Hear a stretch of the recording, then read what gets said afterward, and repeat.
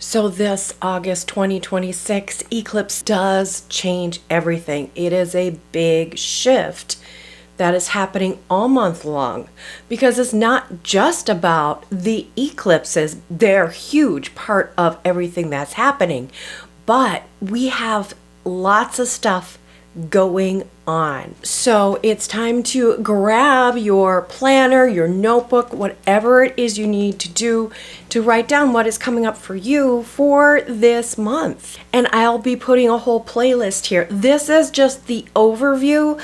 I will be going into deep details every single time I show up this month. Here we are. We began this month with Venus being just at 1 degree of Virgo. And she has been getting her goddess power going in Leo. If you have Virgo placements, they're going to be hit by Venus. If you have 0 Virgo placements, then this is the energy you have access to through Virgo. Everything in the universe is energy. And oh yeah, by the way, if you're new here, my name is Beth Hattinson. I am a certified true sidereal astrologer, and I am so happy to be here for you because what I can help you do is take that magic of the true sky, bring it into your daily life, and become the person you were meant to be by harnessing your true star power. Back to the whole Venus in Virgo thing. This is going to be going on for a very long time because Virgo is the largest constellation. Remember, true sidereal astrology means I use the actual size of the constellation. I don't cut some off or expand others just to fit a 30-degree, 360-degree paradigm the way some other traditions do. Tropical and Vedic astrology both do that, and some Western sidereal astrology. No, this is true sidereal astrology. So Virgo is going to be in this sign until the December solstice. For the northern hemisphere is the winter solstice and the longest night. For the southern hemisphere, that is the summer solstice and the longest day. So on the 5th, we have the sun in Cancer. That watery, mothery energy, that sun is shining, saying you're my bright, shiny sun, connecting with the moon, which is also a water sign, but the moon is in Aries, which is an fire sign. So we have that fire, water, yin, yang. But it's not just that. We have a boomerang effect. Once that sunlight hits the moon is reflecting back at the sun. And you know who else is there? Jupiter. Jupiter as well as part of what's called the Barbo's basket, or however you pronounce it. I call it the cauldron of Capricorn. Transformation with all the outer planet, those far out planets from Pluto to Neptune to Uranus, Jupiter, bringing in the energy and cauldron of rebirth, of transformation and big soul transformation. And this is a month where everything is happening because the sun is moving into Leo, and it's going to be trine Saturn Pisces as it does that. So from the 6th to the 8th, it's going to be bringing that fire in. And with the sun trine Saturn, it's like great for taking responsibility from things from the soul level and allowing your charisma to shine through on a soul level as you show up and do the work that Saturn is setting in place for you. So all that spiritual energy is coming through, and it's a time to really be smart about things and take responsibility towards your spiritual life. And you're going to be building dreams for the long term. This isn't the short term boost or energy. This is long term stuff, because also with Saturn in retrograde, a lot of it is reviewing and saying, hey, what's been working in the past? Then on August 8th, you've heard about it before, probably the Lion's Gate. So 8-8 Lion's Gate, but we've got 26th year of the second millennia in Common Era. And you know what that means? 6 equals 8. So it's 888. So we have this wonderful triple 8. 8 is as above, so below. And then when you lay it on its side, it's as within, so without. And multiply that by 3 in both directions.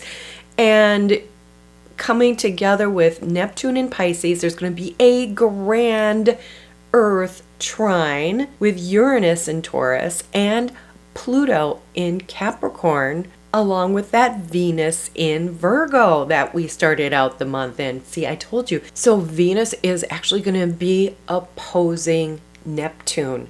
So they're going to be saying, hey, the pull. And we're going to do some tug of war here with what is happening here on Mother Earth life. What habits can you change? How can you improve your core group of friends and get the systems put together to make the spiritual, regular day-to-day systems of living your life. So at this time, you do need to be pretty cautious about how you're going to be interpreting things and what can you really bring into real life. Some things, it'll be great, it'll work, and all the flow is there. But other times, it's just going to be a dream. And get a second opinion from your people and saying, hey, is this something we can really implement? Because Venus is going to be trine Pluto, saying we're going to transform things.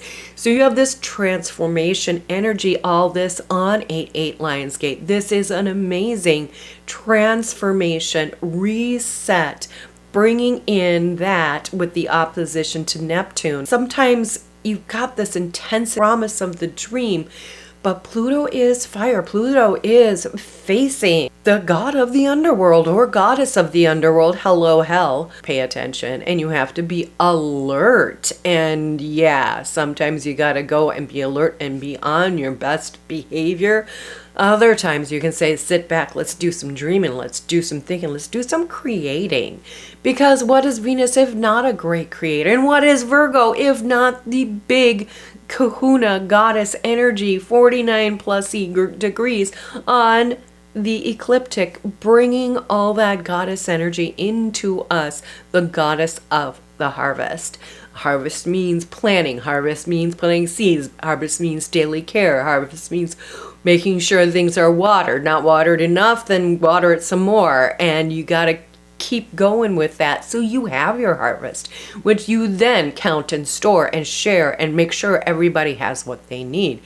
So yeah, 8-8 Lion's Gate, it's going to be work. It's not going to be just, oh, I'm just going to manifest this thing using this magical day. And yes, there is that as well. But we are manifesting in part the work. Okay, and here we move on to the 11th and 12th, and we've got Mercury going through some interesting things because he's going to be opposite Pluto and trine Neptune himself. So Mercury is going to be in Cancer, joining the party with the Sun and Jupiter, August 11th to 12th.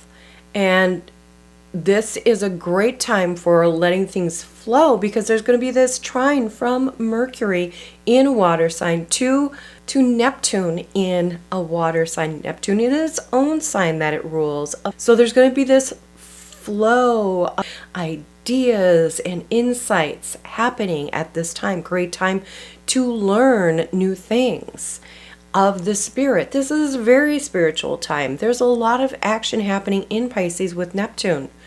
Because guess what? It's in Pisces. Again, very different from tropical astrology, and the vibe is different. And you can actually access the energy of the universe, universal life force, energy, Reiki.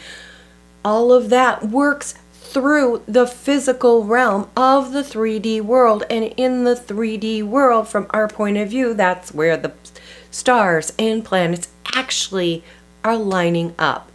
And Mother Earth knows it. My dog knows it. The tree outside knows it. Every blade of grass knows it. This is also a time to confront some big hard things because it's going to be opposite Pluto. Yeah, it's joining in that opposition to Pluto. But there's going to be a sextile over to Venus for creativity flowing through, and a sextile over to Uranus. So even more insights, this time from the outer levels of the universe. So it also there's a lot happening on the 11th. Mars and Ceres are coming together at 1 degree of Gemini, just getting right into the Gemini land from being in Taurus for a very long time. And they're going to be conjunct because things tend to be all over the place and not quite so grounded and stable as they have been.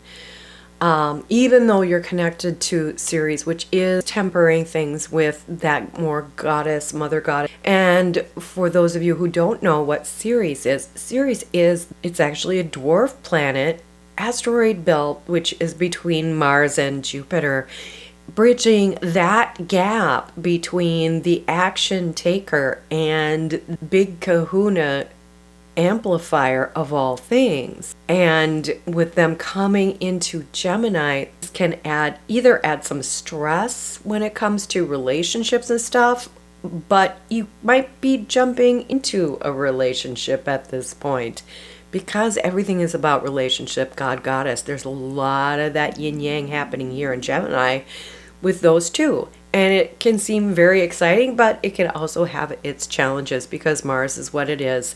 But Gemini is all about let's communicate, let's plan, let's come up with a strategy and let's execute that strategy. That's the Pollux and Castor.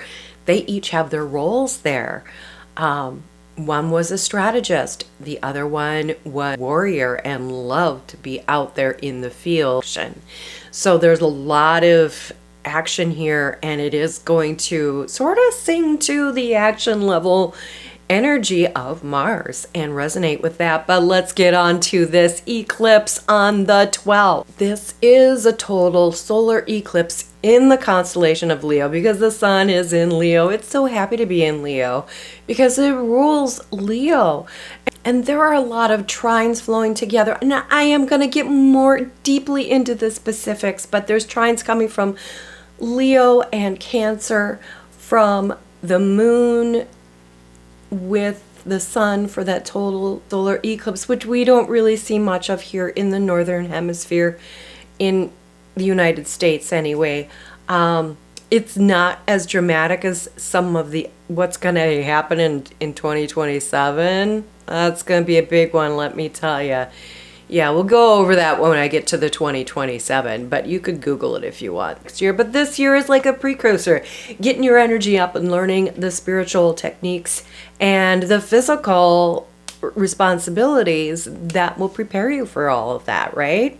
So every eclipse is sort of like especially a solar eclipse is like a new moon on steroids. We're planting a really big seed here that's going to take us all the way to this next lunar eclipse. But really, this is a year-long thing. So February, there's going to be a lunar eclipse in February. Think of eclipses, think of them. Yes, they have an effect this month, but it is a longer and strong energy of that time of waxing, of that time of going into dark, brought into the light. This is a great big energetic reset, and there's going to be a feeling like you're rising from the ashes. Explosive day with things coming out that need to be said for big creative ideas are being born here. Also super awesome for giving you the motivation for some really positive communication around big ideas. Real world experiences, set the phone down, put it on silent for any gatherings or get-togethers because you're coming together soul to soul and you need to be able to Put down some rules. Great day for a dinner party, I'm telling you. The more the merrier, because that's what Jupiter's all about. And this is when there's going to be that partial lunar eclipse as well in, wait for it, partial lunar eclipse in Aquarius, okay? So a lunar eclipse happens during the full moon. It's everything that's been building up since the solar eclipse, and now it's come the first phase of this. Will give you some hints about what's going to be happening later here in the Aquarian age. This is the Aquarian reset. Remember that we are being reset here. This is that big shakeup and that tower moment, and all the lights start flashing when I start talking about this stuff. Woo! Super exciting time, right? But let's just relax. There's one more day I want to talk about. August 31st. This is a waning moon. It's going to be at 31 degrees of Pisces, opposite Venus in Virgo. Activity of 3, and the I am embodied as the 1 of that numerology, and then you add them together, and then you've got 4. You've got that solidity, you've got that structure, you've got the 4 walls of your home. Everything is beautiful. But this is also when Mars in Gemini is going to be square Saturn in Pisces. Saturn is in turn going to be trine Jupiter. Pretty intense energy, a square, and then trining back to Jupiter. That Mars in Gemini bringing in and requiring that action, and you're going to be revving up your engine. You're going to while your car is in park. You're not going anywhere. You're just revving the engine. So what you're actually doing is taking that really active energy and banking it and putting it away and stoking your personal spiritual fire. You're going to want to talk about it. You're going to want to do all that stuff, but even better, keep it secret, keep it safe. And it's going to be so much more powerful. It is a communication energy. It is that action, but this is something you're going to bank away to release all in one big explosion at a later date, a later time. And it will become self-evident. And for each of us, this is going to be your individual action, Mars. It has to do with your Mars, and it has to do with Gemini in particular on the 31st. How are you going to taking that action-oriented request and saying, I'm going to stoke up my Mars by, then you know what you are going to be doing that you're going to be using in the long term. So I know this could be very frustrating, especially where Venus is saying, hey, this is time for luck. This is time for banking that too. Storing our fire. Overall, this is not a month of very organized work. This is going to be a month of a lot of sudden realizations, a time to harness your power, a time to create receptacles for that power, whether it's spiritual, physical. Check your bank accounts, because this is a great time to maybe do a little bit of a checking there and making sure you got all your ducks in a row before these big energies hit.